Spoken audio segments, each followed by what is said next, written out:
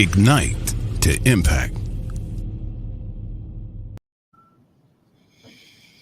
Are you thinking about a job change? Or maybe you're considering starting a new business. Well, today's video, we're going to talk about the 7 must-take steps to starting over and making changes, particularly if you're thinking about switching your work thing or maybe even starting something brand new. Hi. Good morning. I'm Dr. Geneva. For those of you who do not know me, welcome. I'm so glad to see you. This is Ignite to Impact Live, the best place to have conversations about inspiring a generation of leaders at any age. So, did you see the recent article that the Small Business Association of Michigan put out? They recently reported on the Great Resignation. And this is the massive transition of talent caused by a record number of job openings and a staggering number of people who are leaving jobs. So people are resigning, changing their mind, moving from place to place, and it's going on. And in fact, there were more jobs created this past month than the past 2 months combined. And new data shows that 90% of workers say they are considering changing jobs or willing to switch industries for a new job. 90%. So I know someone out there listening to the sound of my voice, watching this live or on the replay, is probably thinking about changing jobs. And so when they ask workers, well, why, do you feel like you need to shift jobs? Evidently, the biggest response was burnout as the reason. So, people said after a year of lots of stress, long hours, heavier workloads, and really little or no time off in all the pandemic and everything that was going on. And in fact, Claire Barnes, who heads Monster Worldwide, states, as workers think about going back to their workplaces, they're taking stock of what's a priority for them. Certainly, health and safety is a top concern, but so is balancing career growth, family needs, and overall happiness. For many, that means starting over and making a change. Hey, so that's what I want to talk about today. And I'm going to talk about the 7 must-do things if you're thinking about making a change, whether in terms of your job or maybe even starting a new business, because this may be a time for you to turn that passion you've always had into a job and become an entrepreneur. Hey, I've done it. And so I got plenty of good gems to drop on you. But first, you may notice that I am solo today. I wanted to come and try this Ignite to Impact Live solo. Usually I have a fantastic guest with me, but wait, that's not completely true, because guess who, I've got my producer. I know you all know Tisha Hammond. She's my producer, and she is backstage always making things work. So I want to bring her on to say good morning, the small business cheerleader, Tisha Hammond. Yes, good morning, Dr. Geneva. I love the topic as soon as I heard it.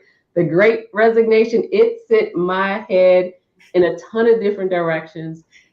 Certainly, I was a part of that once upon a time when I had to make a decision about, am I going to continue in a career working for someone else, or am I going to pursue a passion? Yes. So I'm all into this topic. Okay. All right. Well, I'm so glad, and I'm so glad that you're still here with me, because see, this is a solo show, and so Tisha's helping me with this solo venture that I have here, and we're going to have a ball. And so I'm going to bring her in from time to time to comment and let us know what she thinks about these 7 tips. So thank you, Tisha. Thank you, Dr. Geneva. Okay.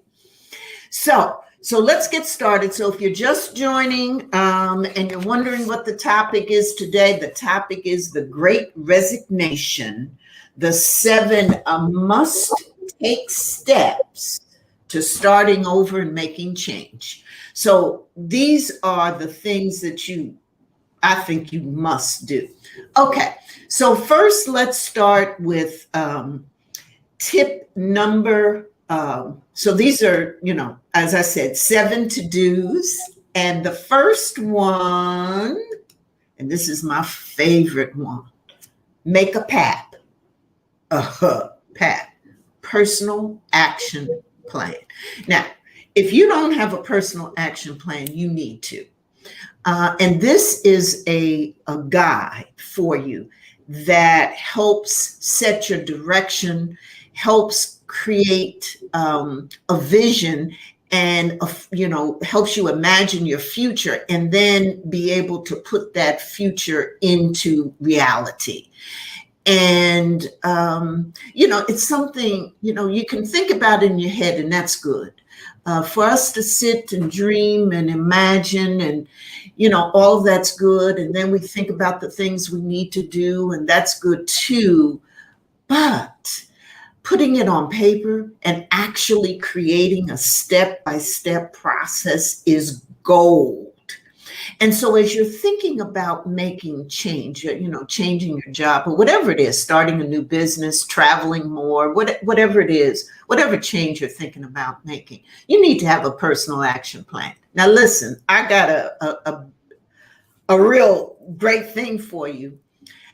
The Michigan AARP asked me to develop training sessions for people who are interested in creating their own personal action plan. And I did that. And you can run over to my YouTube channel and you can see it there. It's a step-by-step instruction. I break it down into 3 parts. And I want to give you a heads up for the 3 parts because it all fits into what we're talking about today. So the first part is you do need to imagine your future. You need to figure out what it is that you want to do, what you want to be, what you want your future to look like. And that ideal future, there are very specific ways that you can create that and make that come real. And then the second step in the second training session that I did was how to set your goals, how to make that what you dreamed about come real. And there's some very specific tricks and tips and specific techniques that in fact make this possible. So that's the second session, which is all about goal setting. And I do goal setting that's real, real-time goal setting that's been tested, tried, and works. Okay. And then the third piece, and this is something that I find that a lot of the training or things you read about setting goals and doing vision don't really include, and that is how, in fact, you can be accountable and how you keep yourself cared for during the process. So it's a real great 3-part session. I want you to go over and do that. But at the end of the day, the bottom line is that you need to have a personal action plan. That's a must step to do if you're starting over and making any changes. Then secondly, I want you to do a TSA list. Now, what's a TSA? Hey, well, we ain't gonna take a trip on a plane, but this is talents, skills, and accomplishments.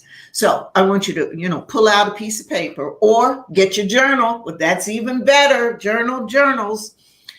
Pull out a piece of paper and take some time in doing this. And on one page, put T for talents. And then get another piece of paper and put S for skills.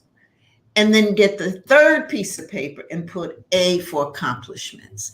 And I want you to make those, fill out those 3 pieces of paper with the things, the special gifts that you have. Those are the talents. You have gifts that nobody else has, because God made you unique, and God gave you unique gifts. And so put those gifts down, 1 or 2 of them. I know you know them, and if you don't know them, you need to think about them. And then on that second, you're going to put the skills, that particular expertise or ability that you have and that you've done, and so you're going to put that. And then this third page are your accomplishments. So you want to sit back and think about the things that you've been successful at, over the past year, past 2 years, past 5 years. You can go back 10, 20 years. It doesn't matter. But you have accomplished things in your life, and you want to write them down.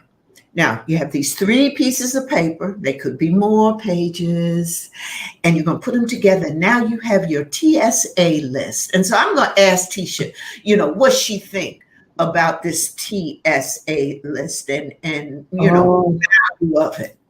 Okay, so I love the idea of, all right, Lord, thank you for the talents. I'm going to jot those down. I can definitely speak to my skills. The accomplishments part is difficult sometimes, because it feels strange sometimes to give yourself a pat on the back. We weren't all raised to do that, but it's okay, y'all. It's okay. So I was actually going through accomplishments last night, Dr. Geneva. I was up till 1 this morning doing where have I been seen at? What news, outlets have picked me up? And the list was getting very long. And I got really scared, oh my God, I've been out there like that. But it felt good to actually start getting it down on paper. You're right. When you are making transitions, this is the time to go from good to great. So put it all on the line. Right. That's right. That's right. And it really is. And that kind of fear or wow or reaction that you had when you list your accomplishments, it's really, really true. Because so often we think about, look for outside validation, people to tell us how great we are, how successful we are, or sometimes they say how we ain't successful or great, or what we didn't do. And we don't take time to validate ourselves. And so this TSA list does all of that validation, self-validation. Yeah, that's a good one. I like this. I'm going to do it this way, and I love that you talked about doing it in a journal. Yes, because that's where my head is going straight to, when can I get my next journal? Because they're all filled up now. So yeah. I'm ready to buy some more. Okay. Well, I got some journals coming. I'm going to tell you all about that too. That's my special announcement too. Yes. So thank you, Tisha. Yeah. And I really appreciate too what Tisha's saying, because I've been hearing more and more people talk to me about this self-validation, this outside validation, and that's all about, a lot of that is that imposter syndrome piece. And I'm going to be talking a little bit more about that because we're going to get on. But let's continue with this list. So the third thing that you must do, a must step to starting over, is to complete your personal SWOT. And SWOT stands for strengths, weakness, opportunities, and threats. Now, those of you who work in corporations or businesses, I'm sure you've heard and probably even done for your, at your corporation, at your office, maybe even for your own business, you have done this kind of analysis. But the point is, have you thought about it in terms of yourself? Your own personal analysis, your own personal inventory. So take some time to do this. Again, piece of paper, journal, Write it down. The point is in all of this, and anyone who follows me or listens to me, I'm a big advocate about writing things down. We do know the research shows, the data always shows that you have a much more successful, much better chance. Here you go. I'm going to get it together. Much better chance at being successful in what it is you're trying to do if in fact you write it down. So do this inventory. Think about what you're strong in, what you're just, this will parallel your talent, skills, and assessment, your accomplishment list, but it approaches it from a different vantage point. And we need all the vantage points as possible. Okay. And think about the things you're strong in. Think about the things that you could use some improvement in. What are those things that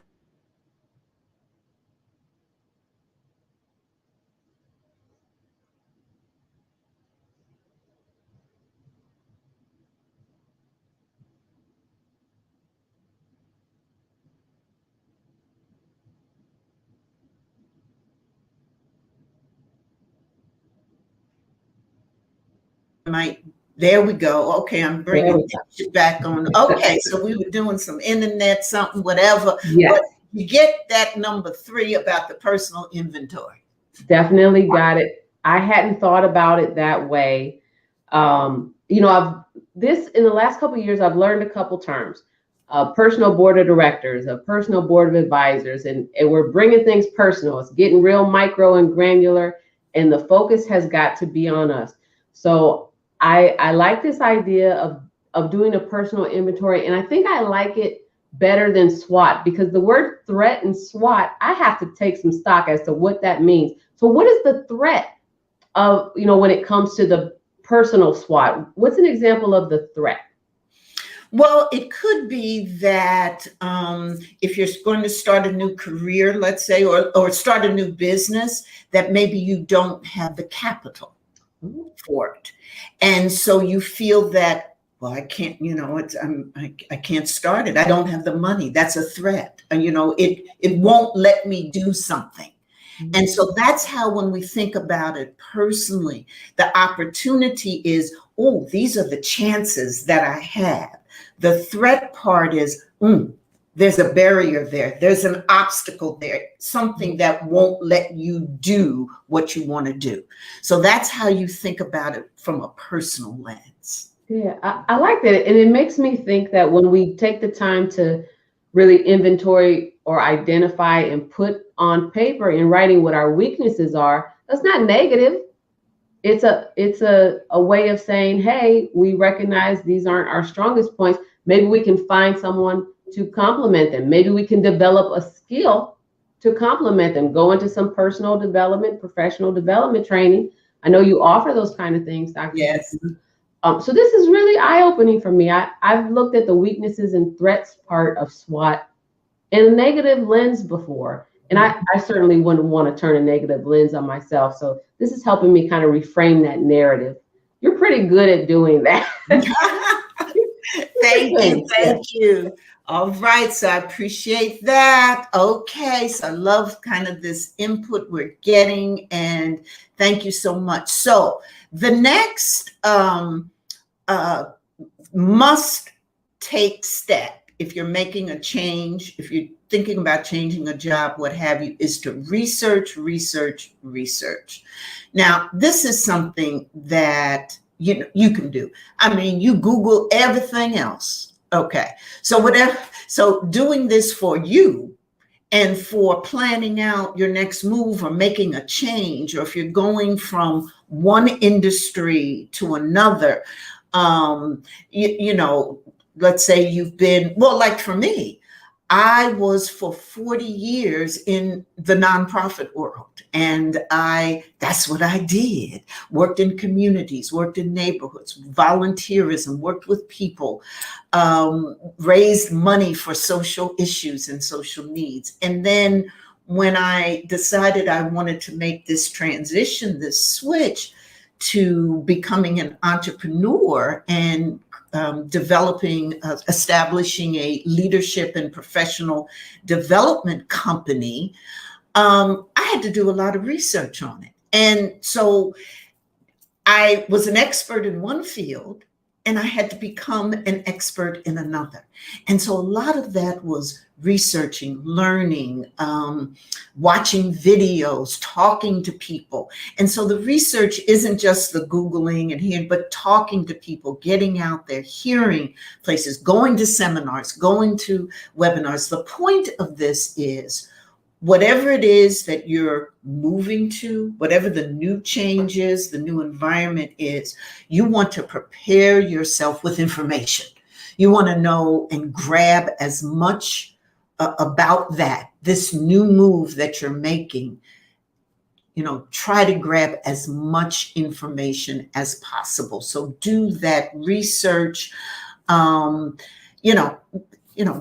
make it matter to you and dive into it. And oftentimes when you're doing the research, you're going to find a lot of things. And, some of it may be that, well, perhaps, I need to do something else. So research, and do that. And there's so many tools available. And the other thing is, don't stop doing that learning either.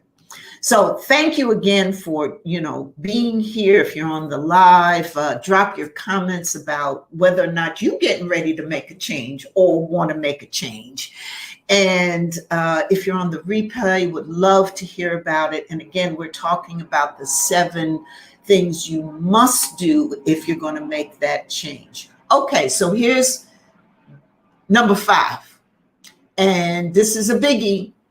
Upgrade your self-care toolkit. Now, I'm going to assume that one way or another, you do something to take care of yourself, so that you're thinking, you do things to take care of your mind, your body, your spirit.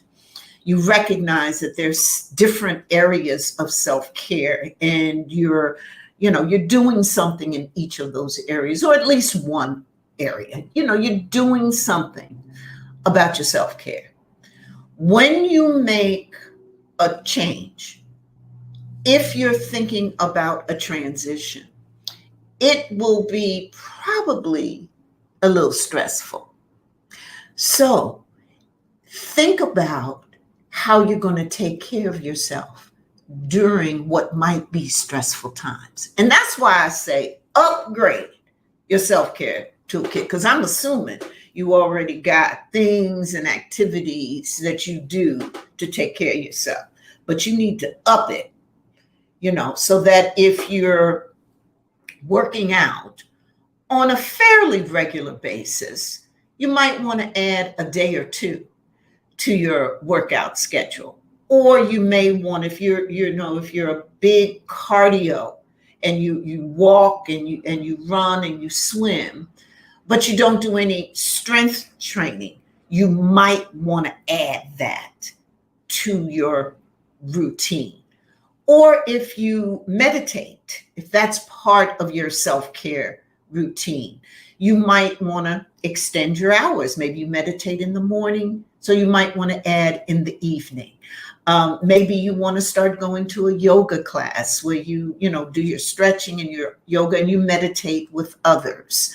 But whatever it is, think about upgrading, upticking, adding to, enhancing whatever you do now with self-care. Do a little bit more as you're making these changes, because I'm telling you, it's going to be a stressful time. Then this one, refresh your social media presence, I think belongs on our list of 7 to-dos before you make a change. And I say refresh because, again, this is one of those things. I'm assuming that many of you who are listening to me live or on the replay, you have some kind of presence on a social media platform, if it's 1 or 2 or several. At least you got a presence here on LinkedIn. We know this. But what I'm suggesting that you do is that you go to all your platforms, however many you're on, and look at them, relook at them with a new eye, because you're getting ready to do something new and different. And so how are you positioned on those social media platforms? So I'm going to ask Tisha to give what she might think of this tip about refreshing your social media presence. Okay, so if 90% of people, is that the statistic? 90% of people are looking to do something else, to make a change, to make some kind of transition. That's right. Everybody's a social media company right now, so you have all the opportunity in the world to create the narrative you want people to know and see about you. Right. So if you're leaving one place of employment to look for a different opportunity in a new place of employment, that employer is looking on your social media profile. Absolutely.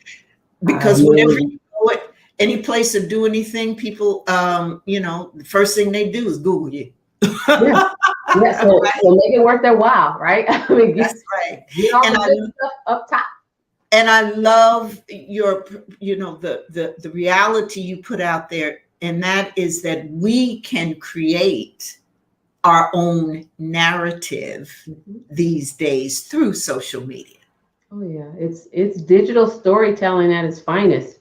And once you learn to, or once you embrace the idea that you're telling your story through technology, or even in your, hopefully we're still having regular conversations with people by telephone or FaceTime, whatever we're using now. But you're always in a position to tell your story and to set the narrative and create the tone for what you want people to see in you, know about you, hear about you. That develops that ability for them to know, like, and trust you. And what we really want to do is help ensure that people can trust us. That's right. So, I'm all for taking a look and a recheck and refreshing, annual evaluation of your social media presence and your friends. Yes. And their social media presence that you get caught up in. Yes. Thank you, Tisha. What wonderful comments. And again, it all builds up to, if you're making this change, particularly if you want to switch jobs, you want to, go into a new industry, you want to start your own business, whatever it is you want to do, that this taking a moment to refresh how you coming across on your social media platforms is very important, because that's where a lot of us find that, we're present there these days. Okay.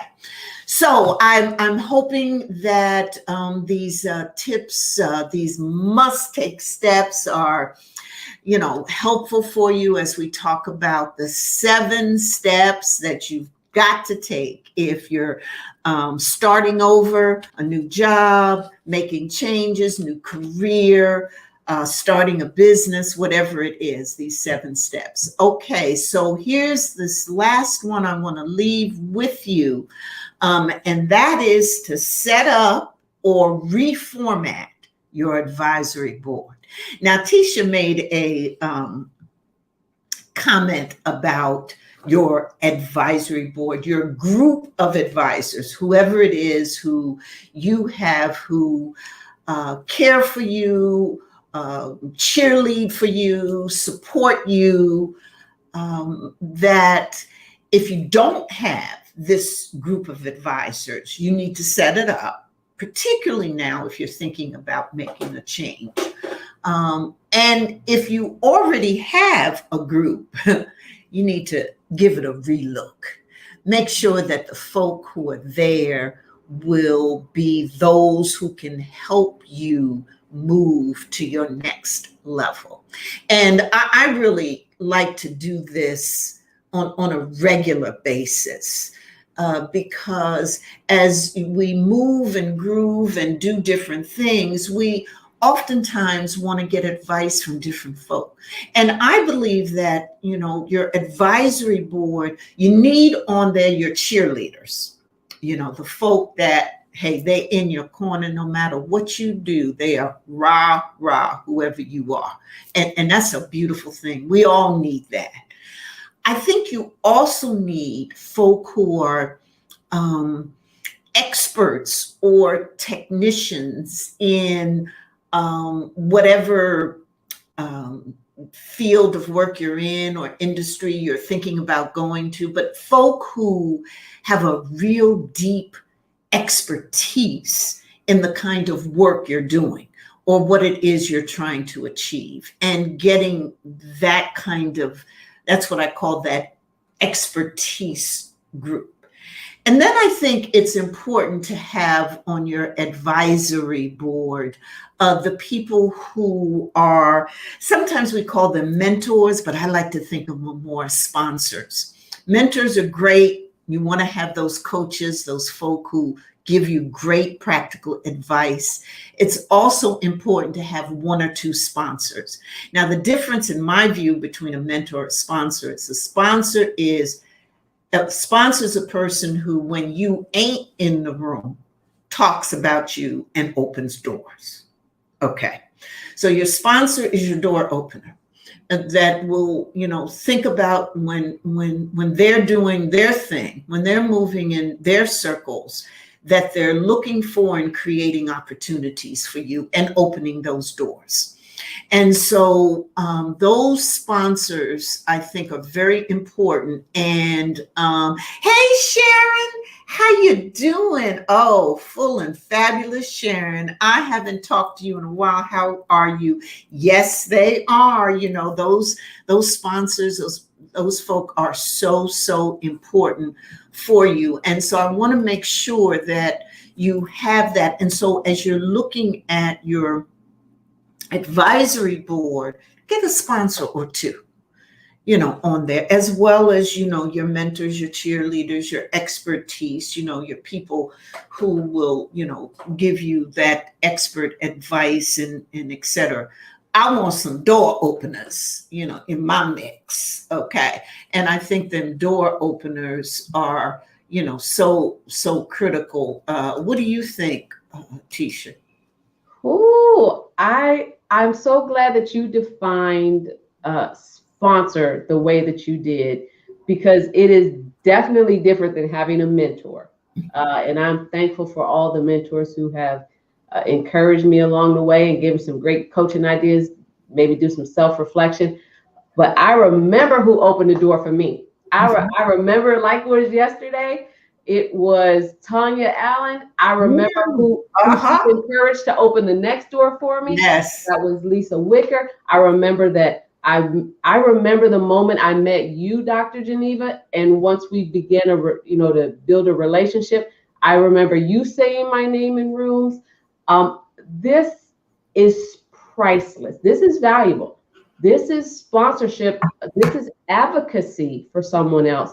And to this day, I believe in mentioning people's names in rooms full of opportunity because someone did it for me. You got to turn that around and do it for the next person or the next people, particularly if you're in a position of power and influence. You have to. Exactly. It's not optional. You have to. Exactly. That is so important. And Tisha, thank you for bringing that to us. Yes, I am, my dad always told me that, he proud of me and what I would do. And he would always tell me he expected great things. And I loved hearing all of that. But he told me that, as I move along, I need to remember that I'm there by the grace of God, and I have a responsibility to bring others to the place that I am.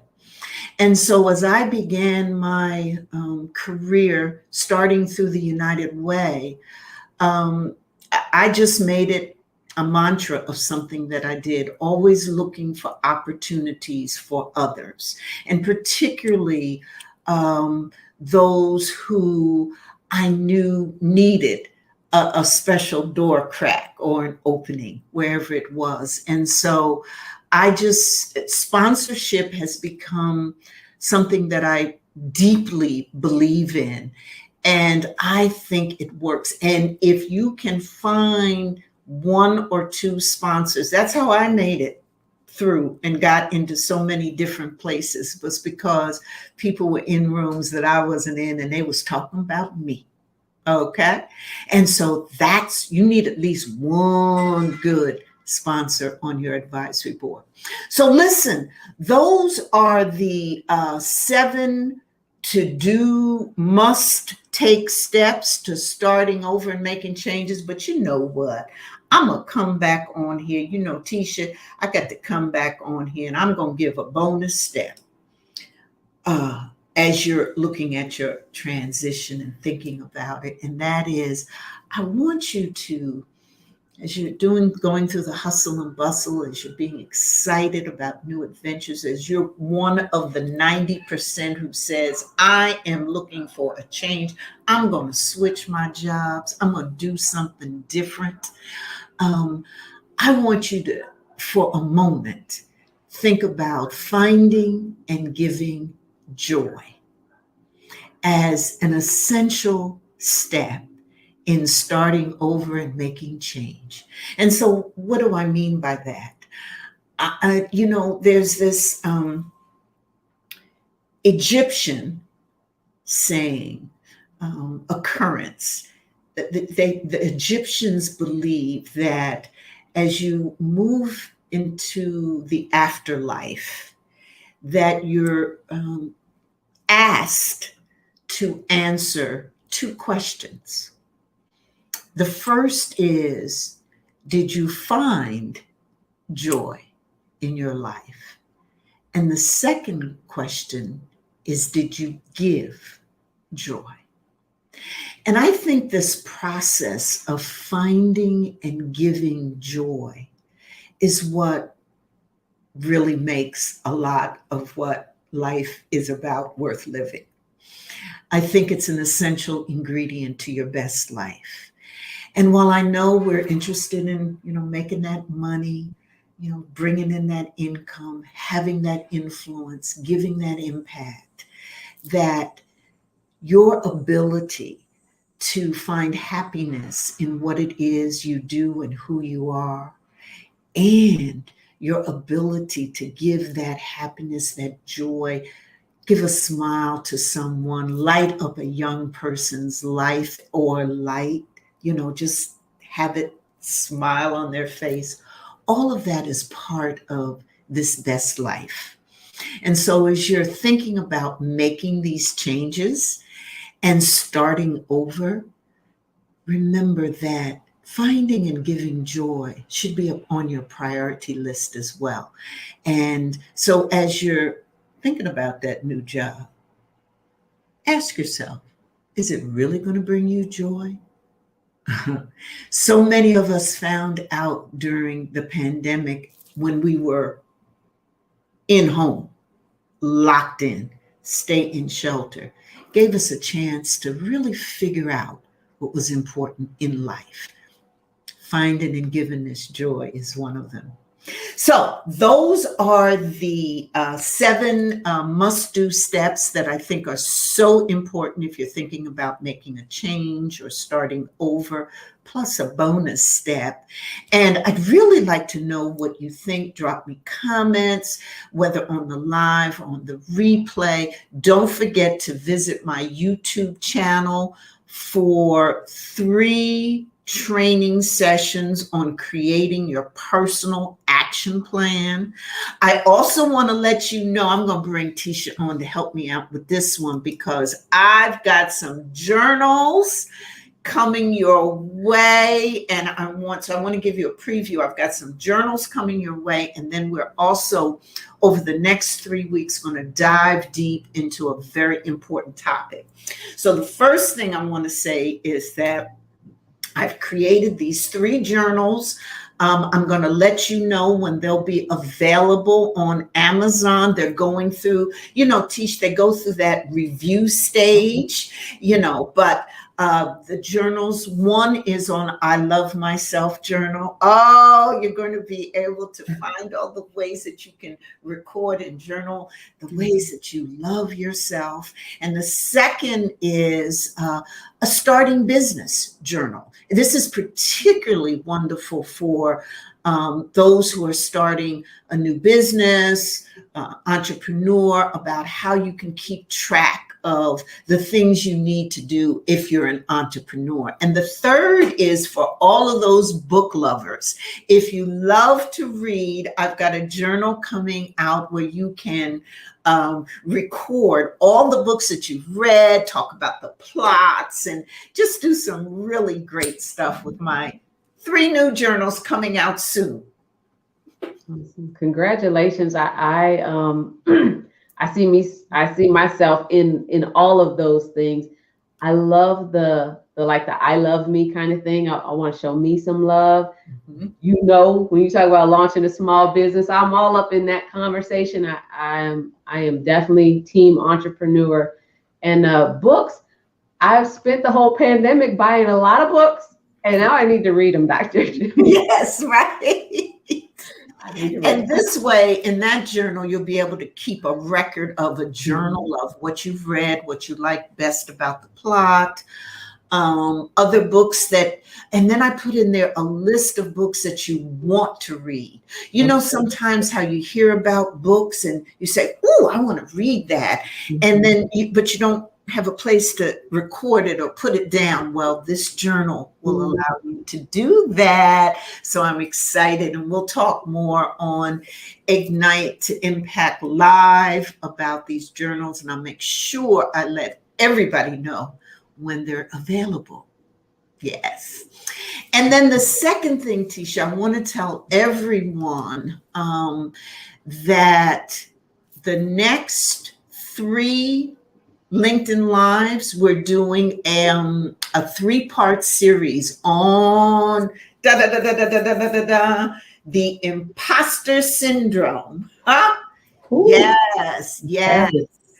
Yes, I'm so excited about, and this we'll do have these 3 great conversations with Peace, who is an human resources expert, an executive leadership coach, and an executive, corporate executive who's had tremendous experience and expertise in dealing with this issue. And so we're going to have the next 3 Wednesdays focused on that topic, Tisha. All right. I know it's going to be a heavy hitter, and I'm glad that you spaced it out and given some time for that conversation.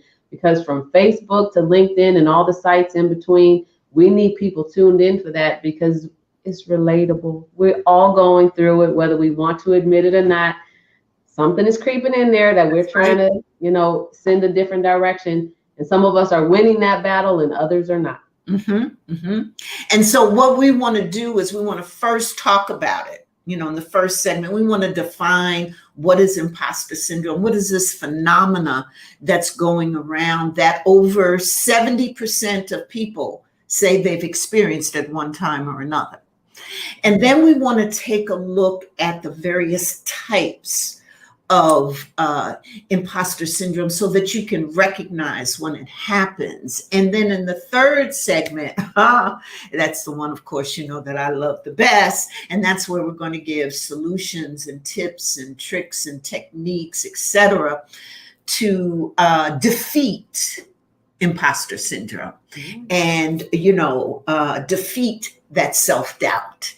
And, we're going to do that. And then I think it's going to be at that time, Tisha, that my new books, I'm dropping 2 new books on imposter syndrome. So we'll be ready for that. So for anyone who's ever heard of the term, felt it, whatever, you can come right to Ignite to Impact Live. We'll be talking about it. You can drop by on my website and get more information about it. Absolutely. And they can probably develop the questions early now. All right. Get them right now for the conversation. That's right. Line up your questions. Thank you, Tisha, so much for dropping those gems and hints and advice. And I'm going to see you the next time. And best of luck to you and your family. I know your daughter is starting her wonderful adventure in film school, right? In California. She's going to school for dramatic arts in Los Angeles. Yes. Oh my gosh, that is so wonderful. Congratulations to her and to you and your family, because I know it's that love and support surrounding her that will help her be everything that she wants to be. Thank you so much. Yes, yes. Well, I hope you've enjoyed today's segment. I know I've had a good time seeing your comments and hearing from you all. And and Sharon said, oh, good. So Sharon's working on a new transition. And she said, these tips really give me a lot to consider. Oh, Sharon, that did it. That made it for me. Okay. I can end right here. So thank you so much, Sharon, for sharing that with me and all of us. For you on the live and on the replay, let me know if you're going through a transition. Let me know if you're thinking about changing your job, doing a different work thing. If these tips have been helpful, or share what you found to be helpful as you start over and make change. Thank you so much for being here. Mwah. Love you. See you next time. And remember, just live it.